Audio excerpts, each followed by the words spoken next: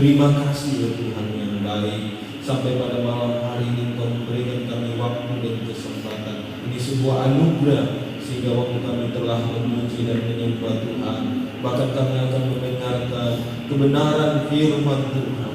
Biarlah firman yang kami dengar itu bertumbuh dan berbuah baik di dalam kehidupan kami. Firman Tuhan, jalan kehidupan kami, jalan untuk kami semakin kuat menghadapi akhir-akhir zaman ini ya Tuhan. Terima kasih ya Tuhan, berkati kami semua yang ada. Berkati kami apabila ada hal-hal yang tidak kami kendaki dari seberang sana, apakah itu roh jahat, apakah itu manusia yang tidak baik. Tuhan, kami sepakat menolak itu hanya di dalam nama Tuhan Yesus. Fokus kami, arah kami kepada tujuan firman Tuhan. Ini doa kami siap mendengarkan firman Tuhan. Sembunyikan hamba-Mu di balik salib Tuhan. Biarlah Roh Kudus Tuhan itu menaungi hati dan pikiran kami. Terima kasih Tuhan. Ini doa kami siap mendengarkan firman Tuhan di dalam nama Tuhan Yesus Kristus. Haleluya. Amin. Salam sejahtera dan kasih Tuhan Yesus Kristus. Kembali lagi kita malam hari ini dalam perjumpaan di rumah Tuhan, di kamar Tuhan ya. Sering saya sampaikan bahwasanya kita adalah orang-orang yang diberi kesempatan untuk datang di kamar Tuhan ya. Begitu banyak orang di Indonesia, kurang lebih 270 juta ya, di Indonesia. Kalau di dunia kurang lebih 5 miliar ya. Jadi begitu banyak manusia ya. Tapi kita diberi kesempatan untuk datang di Ka'bah Tuhan, di rumah Tuhan, untuk bisa menikmati firman Tuhan, untuk bisa diberi kesempatan untuk menyembah Tuhan. Itu adalah anugerah ya. Banyak orang tidak dapat kesempatan ini. Ini sering sekali saya sampaikan. Mungkin orang terhambat oleh aktivitas, oleh kerja ya, oleh dengan kemajuan zaman dituntut untuk semakin sibuk ya. Kalau kita bisa menyediakan waktu sampai hari ini, itu adalah kebaikan Tuhan dalam hidup kita ya. Karena tidak semua yang bisa seperti itu ya. Jadi bersyukur ya, karena kita lihat dia pengen mau ibadah, tapi dia dihambat oleh aktivitas, dihambat, akhirnya tidak pernah bertemu dengan Tuhan ya. Mau doa sudah ngantuk, sampai rumah udah capek, ngantuk ya, akhirnya tidur ya. Kita tidak bisa prediksi hidup ini besok kita akan bangun pagi hidup dan mati kita di tangan Tuhan. Ya. Untuk itu mari tetap kita harus menyadari bahwa 2000 tahun yang lalu Yesus sudah memberikan nyawanya di Golgota, ya, untuk supaya saya dan saudara sekalian, teman-teman sekalian pemuda, untuk bisa menikmati hari ini dan menikmati kerajaan surga. Ya. Jadi jangan kita abaikan. Ya. Tidak memperlama, kita baca firman Tuhan di dalam Mazmur 127. Mazmur 127 ayat yang pertama dan ayat yang kedua. Ya. Kita baca sama-sama ya. Ayat yang pertama dan ayat yang kedua.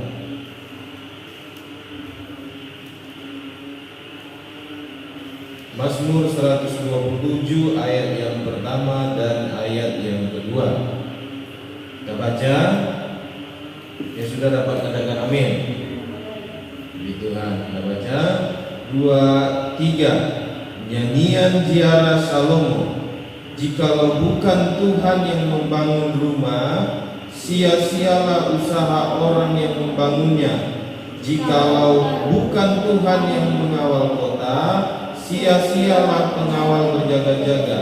Ayat 2. Sia-sialah kamu bangun pagi-pagi dan duduk-duduk sampai jauh malam, dan makan roti yang diperoleh dengan susah payah, sebab Dia memberikannya kepada yang dicintainya pada waktu tidur. Ya, jadi ini adalah ayat yang luar biasa. Ya, kalau saya bisa mengangkat tema pada malam hari ini, kita harus selalu menyadari cintanya Tuhan. Ya, bagaimana kita harus selalu menyadari cintanya Tuhan. Kita harus selalu ada bersama-sama dengan Tuhan. Ya, mungkin di dunia orang sibuk ya dengan berbagai aktivitas tuntutan, apalagi di tahun 2022 ini ya, teknologi makin canggih ya, terus peradaban manusia begitu kompleks ya, dituntut harus cepat ya. Jadi membuat orang begitu rumit ya. Bukan hanya pekerja ya, di dunia sekolah juga gitu ya. Tugas makin banyak, di perkuliahan gitu juga diberi begitu banyak job ya, tugas-tugas dan tanggung jawab, supaya dipacu kita untuk lebih sibuk ya. Itu dunia ya. Untuk itu jangan sampai kita tidak menyadari cintanya Tuhan di dalam hidup kita ya. Kalau kita datang di rumah Tuhan, kita berdoa, kita menyembah Tuhan, supaya kita bertemu, berjumpa dengan Tuhan, agar cinta kita terus terbangun. Kalau Tuhan dia sudah cinta kita, 2000 tahun yang lalu Dia sudah lakukan itu untuk saya dan teman-teman saudara sekalian ya. Dia sudah lakukan. Nah, terkadang kita manusia lupa. Kenapa manusia itu adalah makhluk yang terbatas ya. Kenapa saya bisa katakan makhluk yang terbatas? Karena manusia itu makhluk sosial ya, dalam teorinya. Jadi manusia itu membutuhkan orang lain. Dia tidak bisa hidup sendiri. Kalau dia hidup sendiri, dia akan tentunya ya, memang dia bisa hidup, tapi dia akan menjadi orang yang keterbelakangan karena dia sendiri ya. Jadi manusia dia butuh orang lain karena dia terbatas ya. Jadi Tuhan itu tidak terbatas dan manusia itu terbatas ya. Jadi kita harus pahami bahwasannya dari mana alat ukurnya manusia terbatas. Salah satu contoh, manusia tidak bisa hidup sendiri, dia butuh orang lain ya? Itu salah satu keterbatasan manusia. Jadi untuk itu Mari kita harus bergantung kepada yang tidak terbatas. Ya. Untuk itu mari kita tetap menyadari cintanya Tuhan. Ya. Sehingga kita tetap bergantung kepada yang tidak terbatas itu. Karena kita adalah makhluk yang terbatas. Ya. Jangan mengandalkan kemampuan kita, tapi andalkan Tuhan. Menyadari terus cinta yang Tuhan. Ya. Kalau di sini dikatakan nyanyian ziarah Salomo, ya. Jadi Mazmur 127 ini mengajarkan tentang satu tokoh yang bernama Salomo. Ya, Salomo kita tahu bahwasanya Salomo adalah generasi setelah Daud, ya.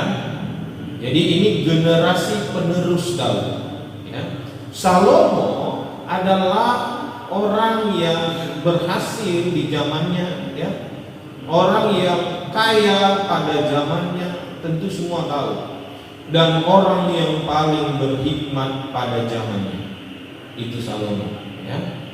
Pasti pernah dengar dari sekolah minggu, dari khotbah-khotbah pendeta-pendeta, ya, hamba Tuhan kita atau pendeta di mana kita pernah beribadah, apa di YouTube atau di mana, pasti kita pernah mendengar kisah Salomo, ya.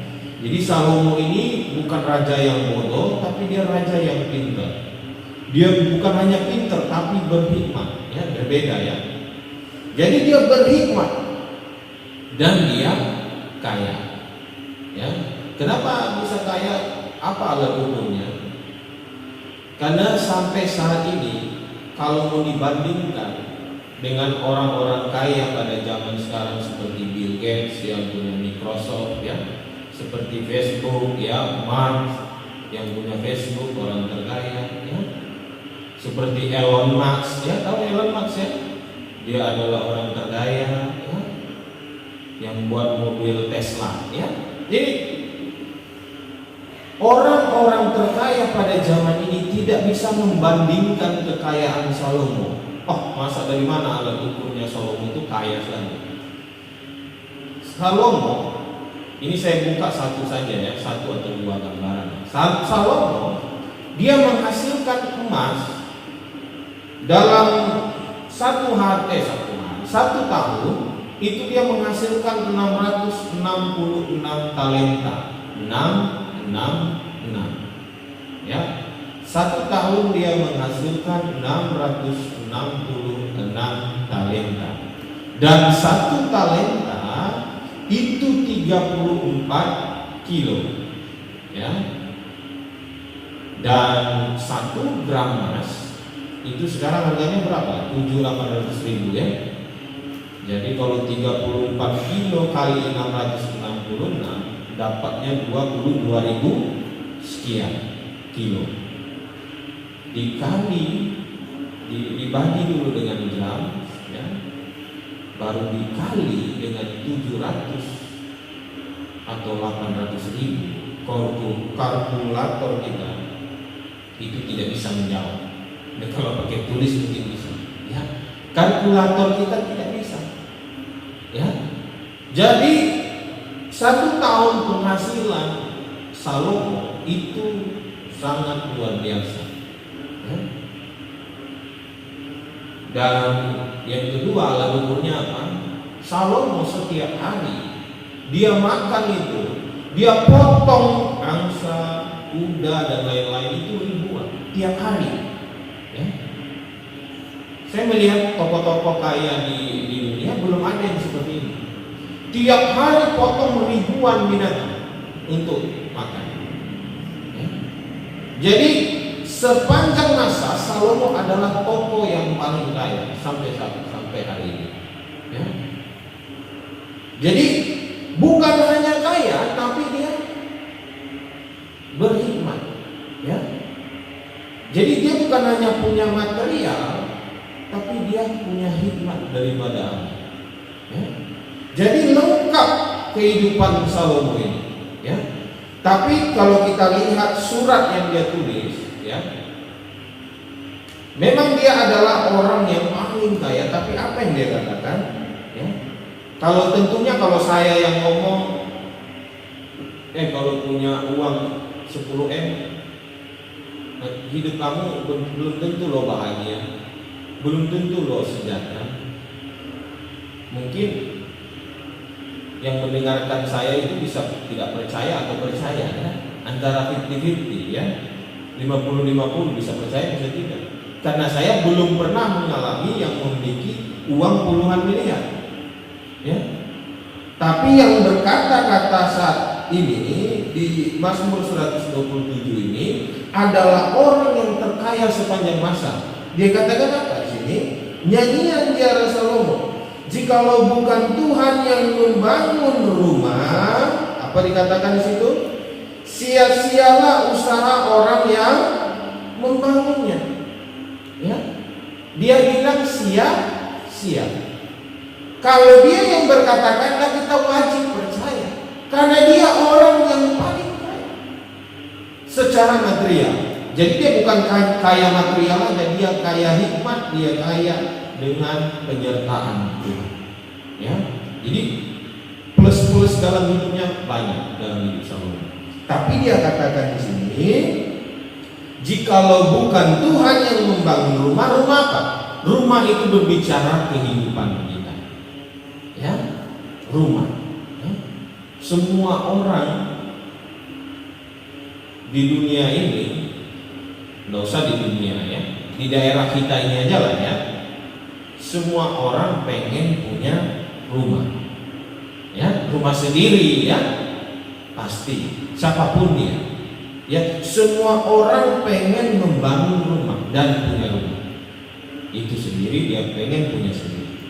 Setiap orang pengen bangun rumah, siapapun dia tanpa terkecuali, ya. Jadi orang berusaha membangun rumah, mencari segala dana, mencari pekerjaan, berusaha dengan jerih payah, sekolah dari SD, SMP, SMA, kuliah, terus bekerja. Artinya apa? Siklus yang dibentuk oleh dunia pendidikan mengajarkan kita untuk mencari yang namanya uang. Ya? Itu siklus pendidikan. Jadi karena Tuhan tidak mengajarkan kita cari uang, karena Tuhan tidak buat uang. Tapi pendidikan yang manusia buat, ya, itu tujuannya untuk kita bisa menghasilkan uang. Sehingga itu semua yang diburu oleh orang. Bukan hanya pemuda, bukan hanya orang yang sudah berkeluarga atau orang tua. Semua unsur orang yang sudah memenuhi unsur umur dalam pekerjaan, mereka semua buru yang namanya material. Apakah itu finansial, uang. Tujuannya apa? Untuk membangun rumah. Makanya ada rumah yang harganya 20 juta, ya, ada. Tapi 20 juta ya kalau zaman sekarang rumah-rumahan, ya.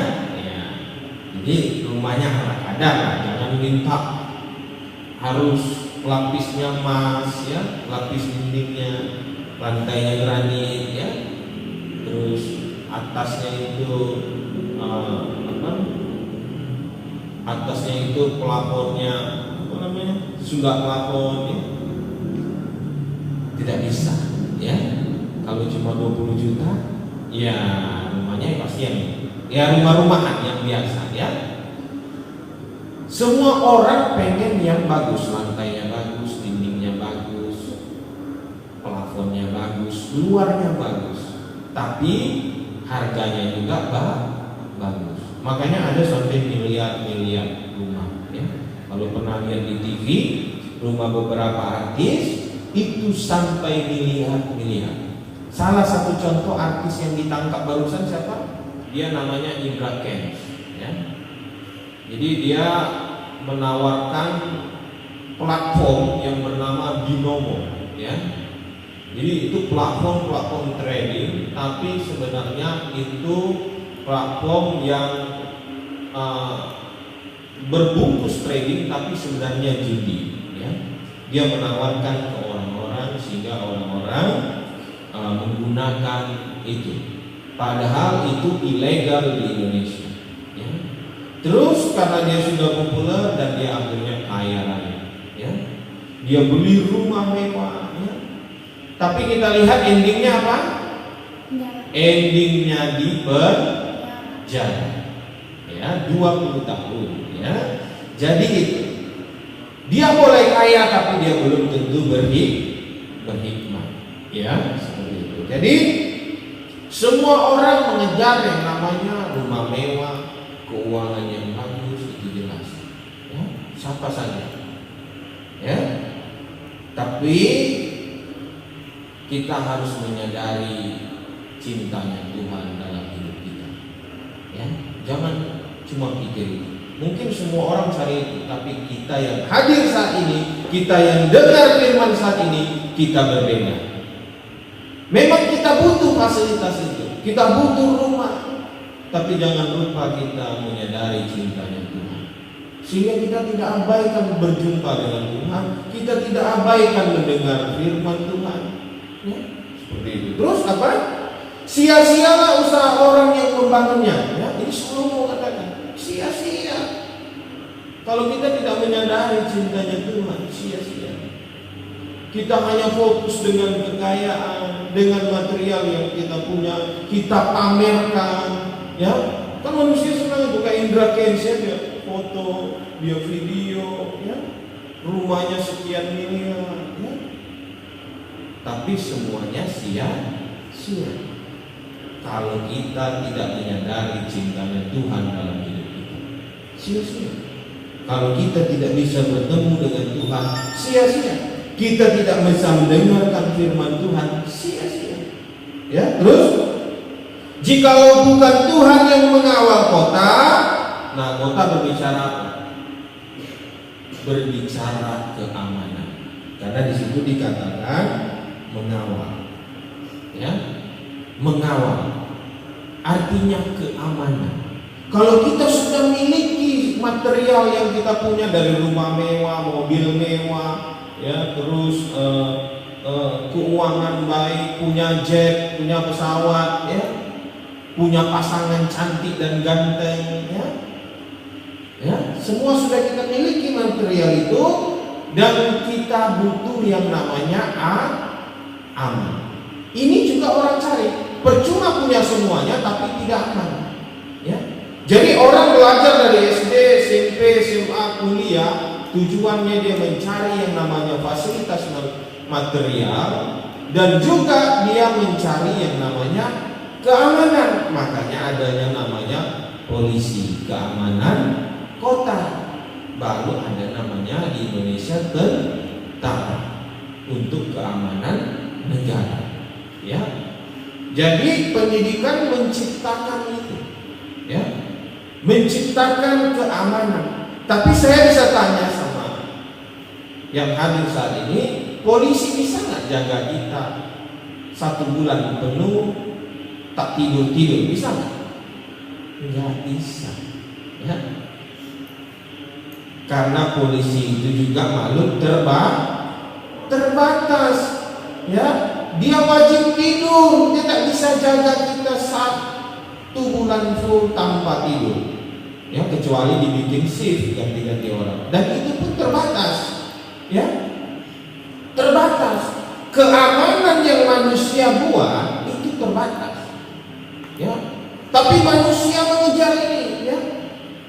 Setelah punya material semua, dia sewa keamanan. Setiap dia pergi mall, polisi ikut 20 orang di belakang, ya. Setiap dia pergi rapat, polisi ikut 20 orang di belakang. Pergi sekolah, polisi kawal dia 20 orang, ya. Apakah bisa jamin dia aman? Belum tentu, ya. Belum tentu. Karena ada presiden, ya, di Eropa, ya, sudah begitu ketat pengawalan, tapi tetap bisa ditembak mati, ya. Keamanan yang manusia incar itu belum tentu aman. Makanya Salomo yang punya pengawal begitu banyak, dia katakan apa? Kalau dia ini katakan kita wajib menerimanya, karena dia punya pengawal yang begitu banyak. Dia katakan apa? Sia-sialah pengawal yang berjaga-jaga. Jadi Salomo sudah menyadari semuanya keamanan yang diciptakan oleh manusia itu sia-sia kalau tidak ada Tuhan di dalam kehidupan kita atau kehidupan orang yang percaya. Ya. Boleh kita membuat dengan pemikiran, dengan teknologi, dengan ilmu pengetahuan, keamanan untuk kita, tapi jangan lupa kita taruh Tuhan dari segala dasar-dasar keamanan yang kita buat. Jadi dasarnya Tuhan, maka keamanan itu akan tetap menjadi bagian kita. Jadi jangan kita merasa diri kita sudah aman. Oh sudah, tidak perlu lagi ibadah. Oh sudah, tidak perlu lagi loh kita belajar. Oh sudah, tidak perlu lagi kita ikut pertandingan. Nanti tinggal waktu kalau mau ikut pertandingan, lihat lawannya, tinggal kasih racun sama lawannya. Di waktu pertandingan kawannya muntah-muntah gitu ya. Jadi dia menang tanpa bertanding gitu ya. Jadi gitu.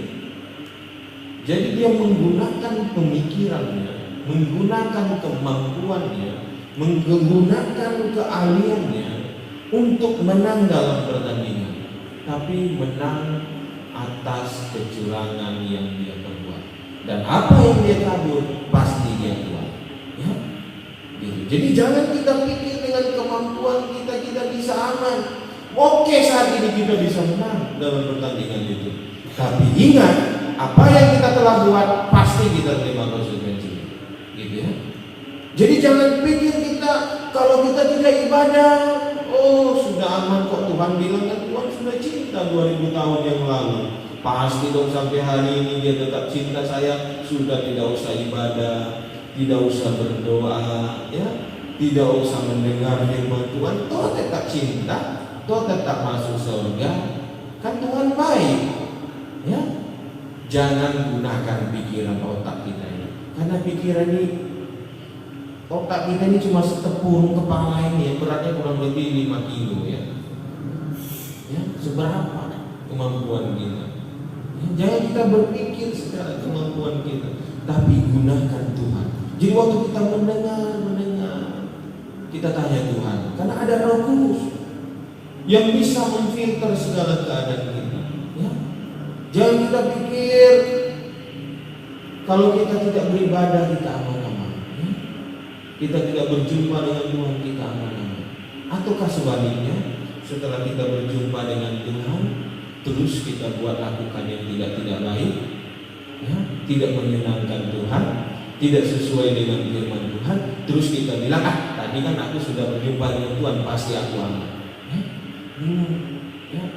Keamanan yang sesungguhnya kalau kita terus menyadari cintanya Tuhan, kita tetap terkoneksi dengan Tuhan 1 kali 24 jam, ya, terus terkoneksi dengan Tuhan, sehingga kita baru bisa merasa aman, ya.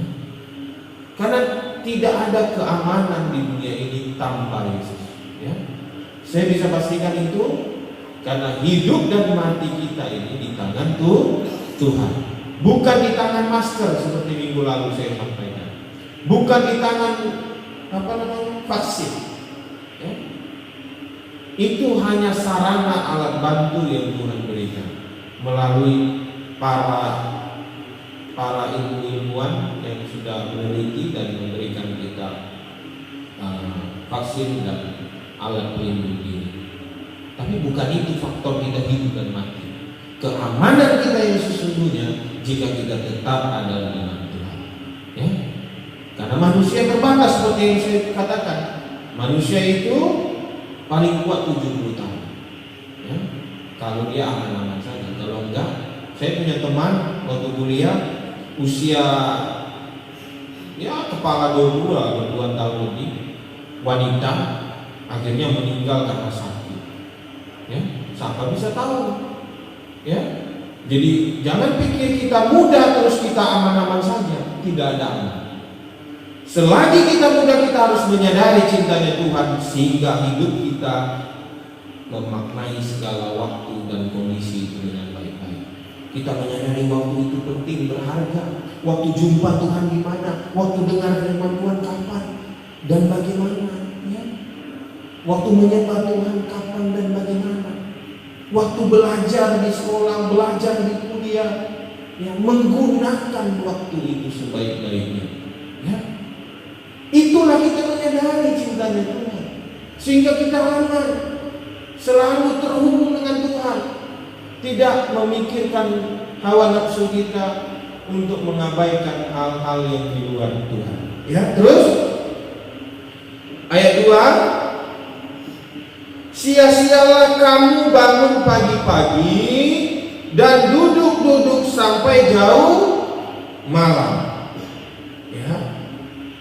Dan makan roti yang diperoleh dengan susah payah. Artinya apa? Roti berbicara apa? Orang berusaha pagi, siang, dan malam untuk memenuhi kebutuhan. Roti berbicara kebutuhan primer kita, yaitu kebutuhan perut kita. Ya, itu bahasa sederhananya.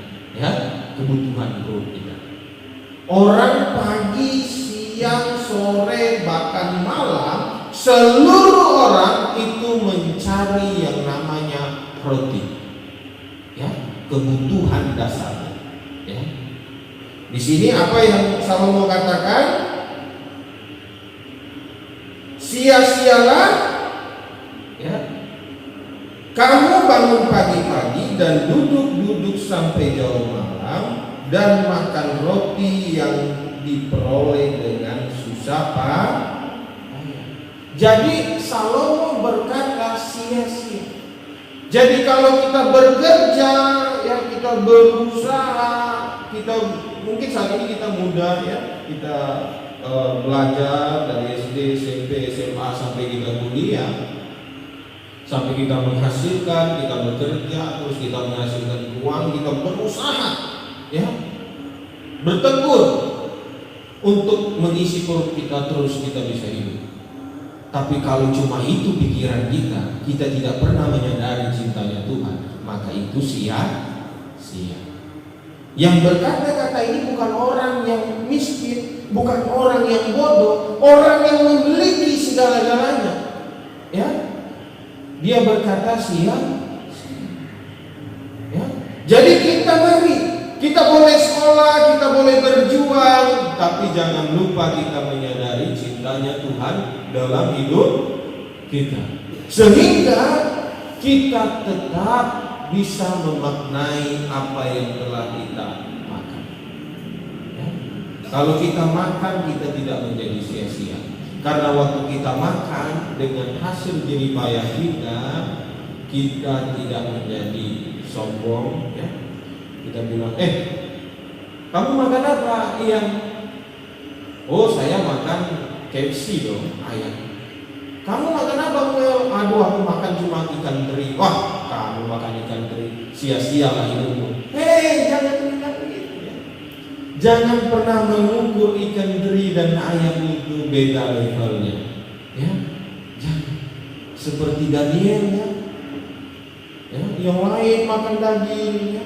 Mereka hanya makan sayur. Ya, jangan ukur vitamin itu memang secara ilmu pengetahuan. Daging dan sayur itu pasti ukuran vitaminnya banyak, itu daging. Ya, itu ukuran ilmu pengetahuan, ilmu yang ada dalam diri kita buat, kita tulis dan kita pelajari, dan itu kita kembangkan kepada generasi kita. Ya, itu tidak salah, tapi bukan ilmu itu yang dimaksud.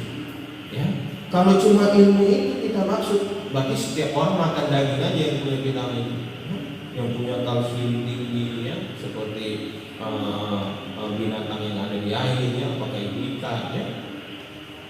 Jadi bukan hanya pada daging ada vitamin, tapi sayur pun bisa kalau Tuhan berkenan. Ya. Kalau Tuhan berkenan, sayur pun bisa lebih besar vitaminnya daripada daging. Ya. Jadi kita harus menyadari Tuhan itu yang tidak terbatas mampu, ya, menutrisi kita lengkap di dalam hidup kita. Jadi jangan beda-bedakan, ya.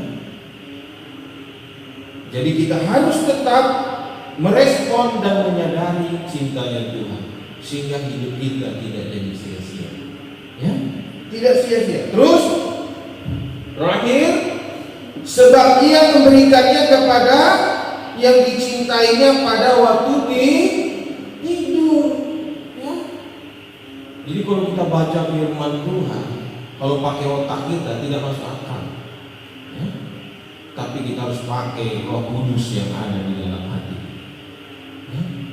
Jadi waktu kita menyadari cintanya Tuhan, di situ kita tetap terhubung dengan Tuhan.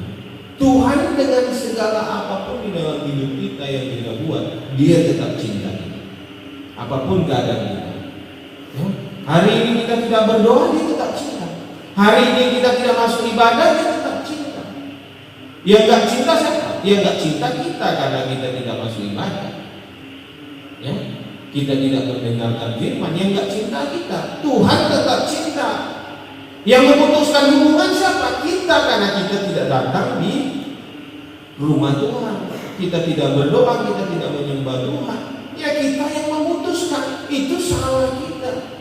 Makanya harus kita menyadari cintanya Tuhan, sehingga kita masuk di dalam dimensi Tuhan, terus terkoneksi, ya. Mari, biar kita mudah kalau kita memahami Salomo yang luar biasa ini. Selain kaya penuh hikmat, dicari para raja-raja karena kepintarannya, ya, karena dia mempunyai hikmat yang luar biasa, ya. Sehingga kalau dia berkata-kata pada hari ini, mari, itu bisa jadi bagian kita. Wah, Salomo pernah sih, Salomo pada tuanya akhirnya dia menyembah berhala. Jangan lihat negatifnya, ya. Setiap orang pasti ada sisi lemah, ya. Tapi sisi lemah itu Tuhan izinkan terjadi supaya tokoh ini memberikan gambaran di dalam kehidupan manusia di tahun 2022, ya. Jadi sisi baiknya kita ambil, sisi lemahnya mari kita pelajari. Jangan sampai kita seperti Salomo yang hidupnya menggantikan Tuhan karena dengan bujukan orang terdekatnya, ya. Jangan, ya. Apapun kita dibujuk, cinta kita tetap sama Tuhan Yesus, ya. Apapun, karena tokoh ini mengajarkan kita untuk kita selalu mencintai Tuhan, ya. Mencintai Tuhan itu adalah wujud satu respon hati kita kepada Tuhan untuk tetap terkoneksi, ya. Biar ini menjadi bagian kita, sehingga di tahun 2022 yang kompleks ini kita tetap maju di dalam Tuhan, ya. Kita tetap beribadah, memuji Tuhan, menyembah Tuhan, mendengarkan firman Tuhan. Kita tetap terhubung dengan kasih Tuhan, sehingga kita bisa menikmati kehidupan yang tidak sia-sia. Kita tetap berbahagia. Semua tentu mau bahagia, kan? Maka dari itu kita tetap lakukan perjumpaan dengan Tuhan, tetap mencintai Tuhan, maka hidup kita tidak menjadi sia-sia. Kita angkat lagu yang tadi dinyanyikan, ini adalah lagu yang terbaik, ya. Dan lagu ini biarlah menjadi bagian dalam hidup kita, bahwa waktu Tuhan itu waktu yang paling indah, ya. Mungkin saat ini kita berpikir, kenapa ya waktu sekarang ini saya belum mengalami kebaikan Tuhan? Bukan belum mengalami, kita sudah mengalami kebaikan Tuhan sewaktu kita sampaikan, ya. Kita sudah mengalami, cuma kita kurang menyadari. Makanya saya sampaikan tema malam hari ini, kita harus menyadari cinta Tuhan. Kita harus selalu menyadari, kita harus terhubung, ya, sehingga kita bisa mengingat kalau kita ada di Ka'bah Tuhan sampai hari ini. Ini adalah waktu yang terindah, karena banyak orang tidak mendapat keindahan seperti ini. Masih banyak, ya. Kalau kita bisa ada di Ka'bah Tuhan, mungkin lama, mungkin kayaknya bosan, gitu ya. Mungkin kayaknya aku berat, gitu ya. Kalau ke kafe kan enak, musiknya DJ ya. Mungkin bosan musiknya mellow ya. Tapi percayalah, kalau kita ada dan terus berjumpa dengan Tuhan, hidup kita tidak sia-sia. Pasti ada makna yang terindah. Itulah waktu terindah. Mari kita berdiri, kita angkat lagu ini, bila kau izinkan sesuatu terjadi. Apapun yang terjadi di dalam hidup kita, kita tetap mengiyakan bahwa kita selalu mencintai Tuhan.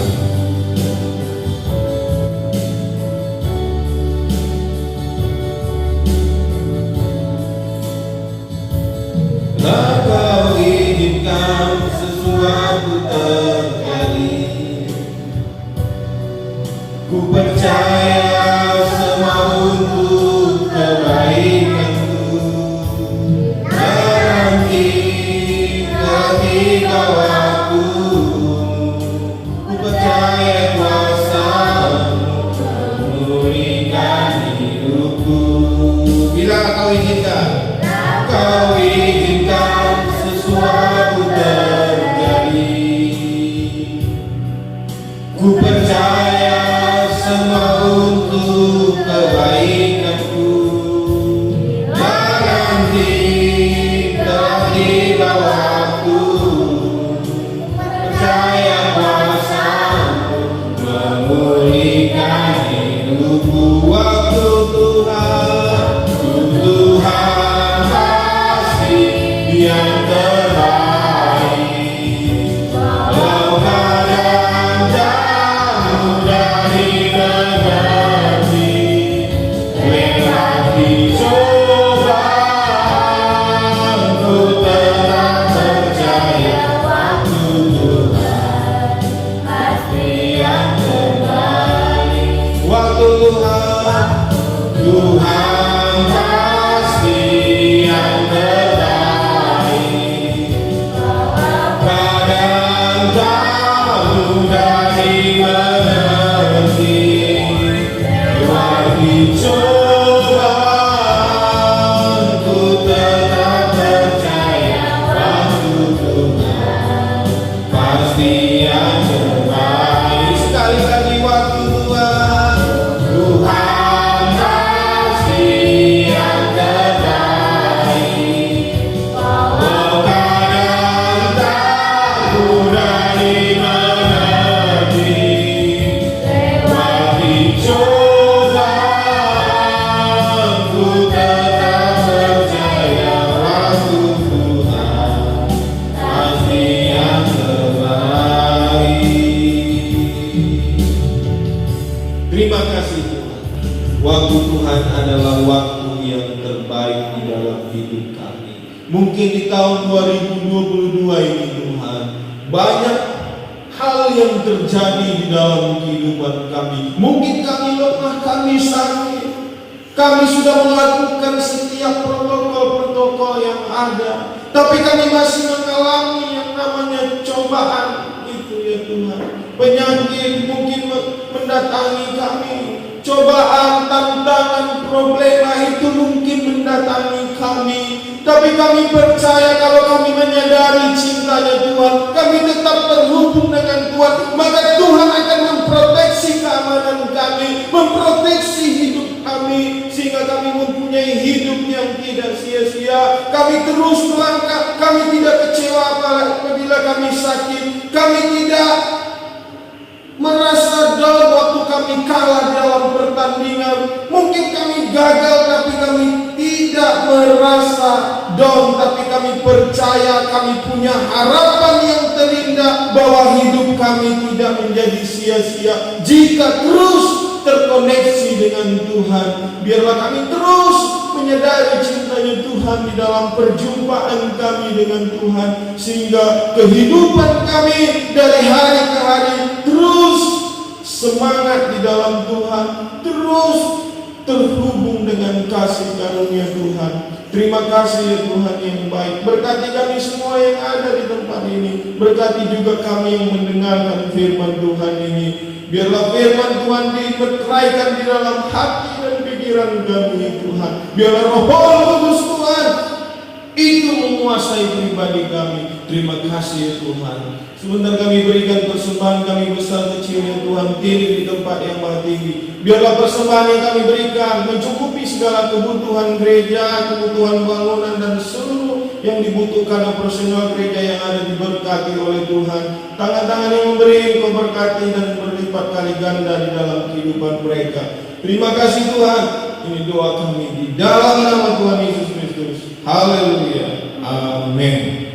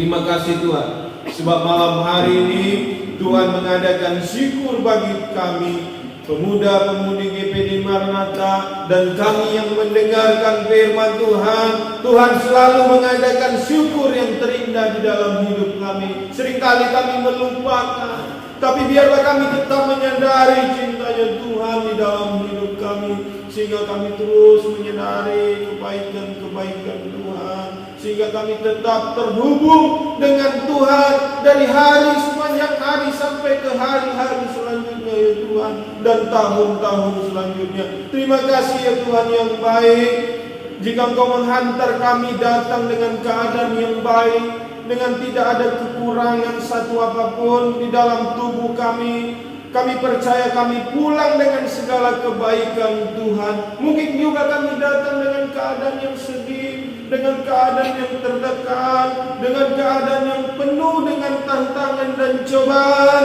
Tapi kami percaya dengan kami terhubung dan berjumpa dengan Tuhan, dengan kami terkoneksi dengan Tuhan, dengan kami telah menyadari cinta-cintanya Tuhan dalam hidup kami, maka kami akan terus pulang menjadi orang-orang yang bersuka cita karena kebaikan Tuhan di dalam hidup kami. Pakai kami, biarlah di tahun-tahun akhir ini kami percaya ya Tuhan, tahun-tahun penggenapan ini kami semakin hari semakin cinta Tuhan. Tidak ada apapun yang menghalangi kami tetap mencintai Tuhan. Terima kasih ya Tuhan yang baik. Berkati kami dan berkati keluarga-keluarga kami, orang tua kami, sanak saudara kami, dimanapun berada diberkati oleh Tuhan. Pendidikan kami, pekerjaan kami diberkati oleh Tuhan. Terima kasih Tuhan, kami kembalikan segala kemuliaan, segala kejayaan, segala hormat, keagungan bagi Tuhan Yesus Kristus. Ini doa kami di dalam nama Tuhan Yesus Kristus. Haleluya. Amin.